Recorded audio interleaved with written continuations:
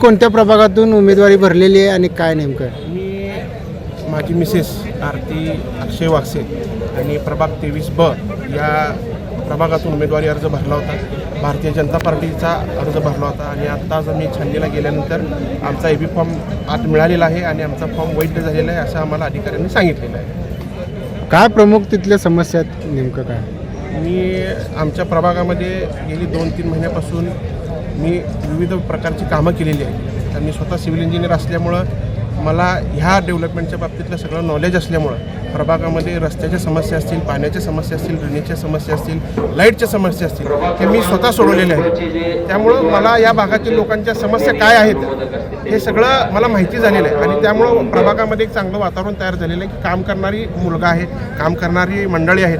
तर यांचं एक माझा सिव्हिल इंजिनियरचा चांगला प्रभाव प्रभागात पडलेला आहे आणि त्याचं त्या पद्धतीने मी काम पण केलेलं आहे. विरोधक कोण आहे नेमकं? विरोधक तर अजून काही कळालं नाही, उद्या कळेल. आणि वास्तविक मी सगळ्यांचा धन्यवाद मानतो. माझे नेते आदरणीय स्वर्गवासी महेश अण्णा कोटे यांना प्रथमतः मी नंदनवन होतो.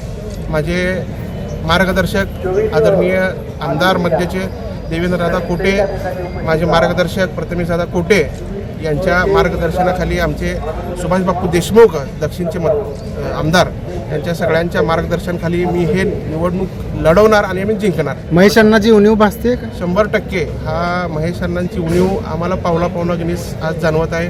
अण्णांचा जो विचार आहेत ते आम्ही मतदारांपर्यंत तळातळापर्यंत पोहोचवण्याचा आम्ही 100% प्रयत्न करू. महेश अण्णा असते तर तुम्ही भाजपमध्ये घेतला असता का? ज्या त्यावेळेसच्या परिस्थिती वेगळ्या होत्या, पण महेश अण्णा असते तर खरं गणित वेगळं राहिलं असतं.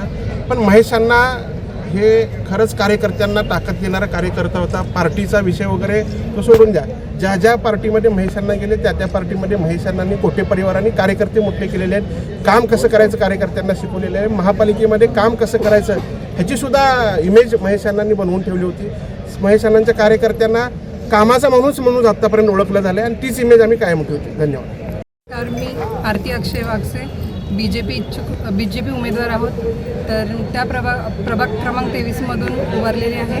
तर आमच्या प्रभागामध्ये सध्या रोड, रस्ते, ड्रेनेज लाईनची खूप समस्या होती. ते आता आम्ही इथून पुढे सुधारू सगळ्या समस्या. काही महिलांसाठी तुम्ही असं काय करणार आहे की? सर तिथं गृहउपयोगी उद्योग जे काय आहे, आम्ही पापड वगैरे कारखाना आहे आमचा, आम्ही चालवतो की महिलांना घर बसल्या काहीतरी काम भेटावं. महिलांच्या समस्या म्हणजे 7 ते 8 हजार म्हणजे रोजगार मिळावा महिलांना घरी बसल्या ठिकाणी.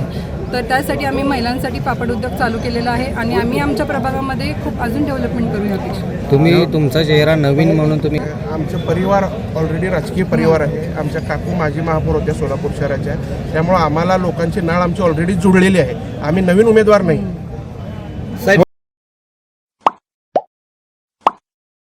Like, subscribe, click on the bell.